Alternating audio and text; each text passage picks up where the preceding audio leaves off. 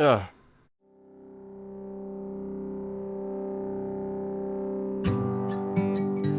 Welcome to Rumble Book Club. I'm your host, Mike Hernandez, and this is the show where a normal guy like me can talk about interesting books that he's read, all the new, good, and bad. So if you like the show, you like the content, then subscribe right down below. Follow us on social media on our journey to share really cool books with really cool people. All right, friends, we're going really old school today by going completely scriptless. No script. This is all just riffing off the top of my head, and we're going over a book that technically I've done a long time before that never made it to the YouTube platform. Today we're going to take a look at one of my all-time favorite, it might actually be my all-time favorite number one book that I've ever read in my life. We are looking at the Thomas Sowell Reader by the man, the myth, the legend, one of the greatest economists ever to live on this earth, Dr. Thomas Sowell. This book is a collection of many of Thomas Sowell's writings that made it to different pieces of literature, whether it was news articles or his own newsletter that he would send out. And the collection itself is very immense and very wide and broad in its different subject matter, but each individual chapter, whether that be 10 to 20 pages or in some cases just 1 or 2 pages, is very much concise in its language and articulates the points he tries to make very well. I really like the aesthetics. It's very plain, very simple. It pops off the shelf, very typical of a Thomas Sowell book. So the aesthetics are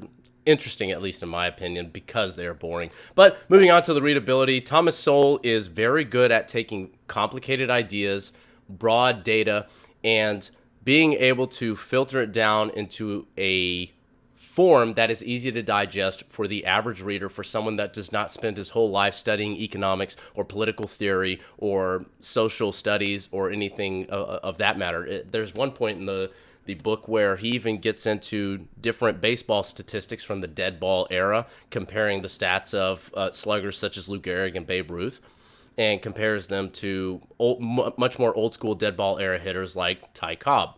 So as far as the readability goes, I'm going to give it a perfect score, 10 out of 10.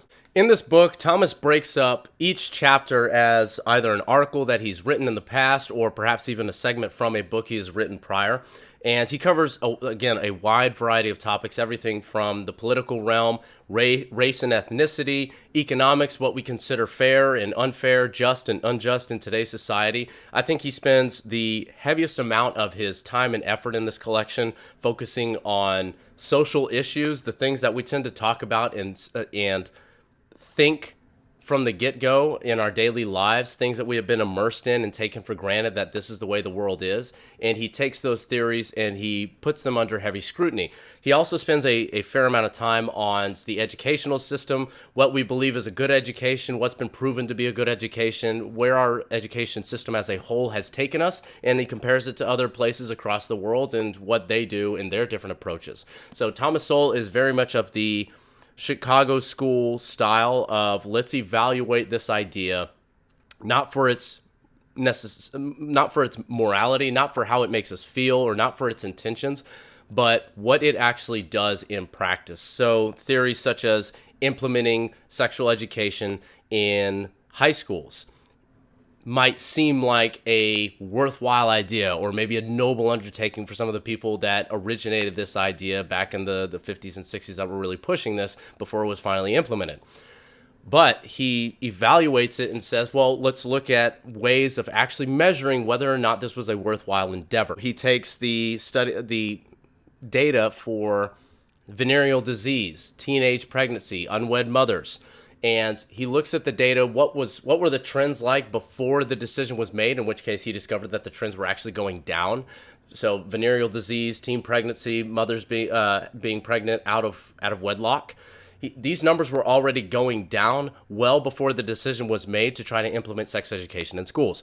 And what happened is when sex education was introduced in schools, a lot of kids that had no prior exposure to concepts such as birth control, such as sex before marriage, and that was not something that was really impressed upon them, especially at home, started having these ideas, started being exposed to all this, and you saw the teen pregnancy, the unwed mothers, and actually also venereal disease skyrocket and start to climb back up to the point to where if you look at the state of education now and the state of how sex is being pushed in public school systems in particular, it's actually gotten far worse, and the idea of sex education in school is not worthwhile. It's actually been a net negative to society.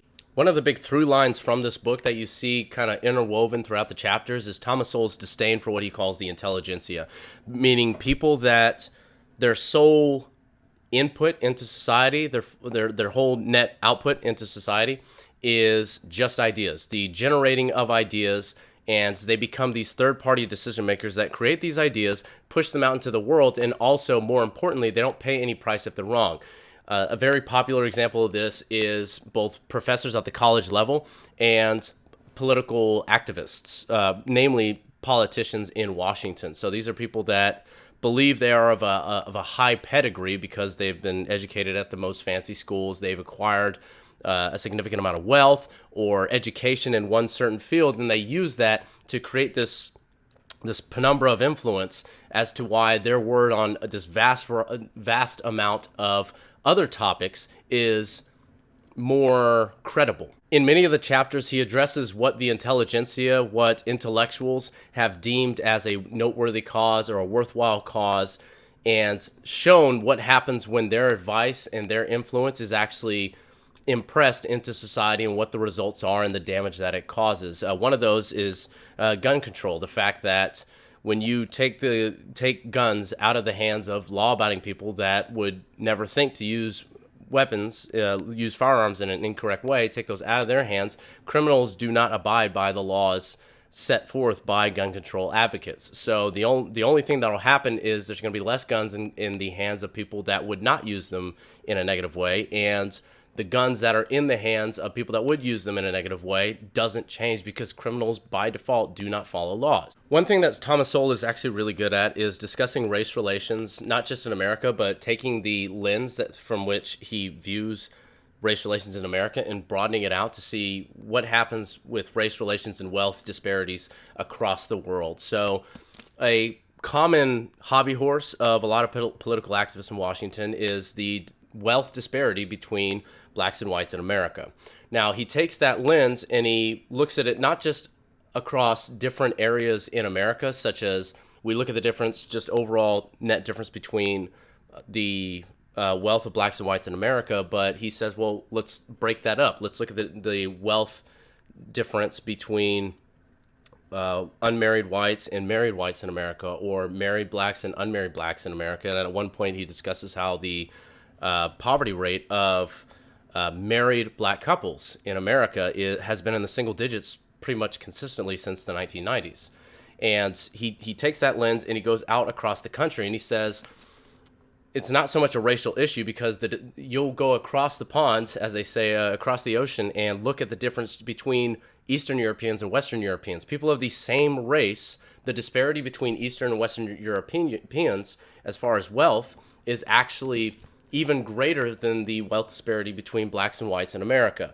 So he says the common thread cannot be race, or at least the evidence does not indicate that the common thread there is race, because disparities exist across all spectrums of life. One of the things that he stresses is the fact that political activists, especially politicians and university professors, in their third-party decision-making positions, will constantly push a villain in society. They'll push them as the bad guy. And what happens, in Thomas Sowell studies it at multiple points in the book, is whenever an enemy is made by these third-party people, by the intelligentsia, what happens is they become demonized, they become ostracized, and these are people that were a net good to society. They were generating wealth, they were generating jobs, they were doing good in the community. They're pushed out, they're ostracized and kicked out of civil society, and what happens is the country or the community that did the pushing begins to crumble. And yet still the people in power don't ever really pay a price for being wrong. They don't get kicked out of power, they don't get removed from their university jobs, they pay no price for being wrong. Thomas Sowell has proven himself once again to be just an absolute masterful writer, and so as far as the content goes, it gets another perfect score. 10 out of 10. I got this book at Books A Million. It's actually one of the most common gifts that I give out to friends. So you can find it at Barnes & Noble, you can find it at Books A Million, or you can go online and find it if a bookstore isn't available to you. It's very rare to find Thomas Sowell works at a secondhand store, so I would try to go to just your basic retailer to find it. But it is a worthwhile gift. It's good because you get to see little bits and pieces, little segments of Thomas Sowell's thinking without having to jump into a very heavy single topic, a heavy body of work such as Basic Economics by Thomas Sowell, or such as intellectuals in society. Like I said, it's my all-time favorite book. I would highly recommend you get it. I think this should be on every person's coffee table, and I think everyone should read it at least once in their life. It's one of those books that just, you get so much out of it every time you read it. You find something new into it. It's just an absolute wealth of knowledge. Again, the book is The Thomas Sowell Reader by Dr. Thomas Sowell. Go out and get yourself a copy. Thanks for watching, everybody. Go read something.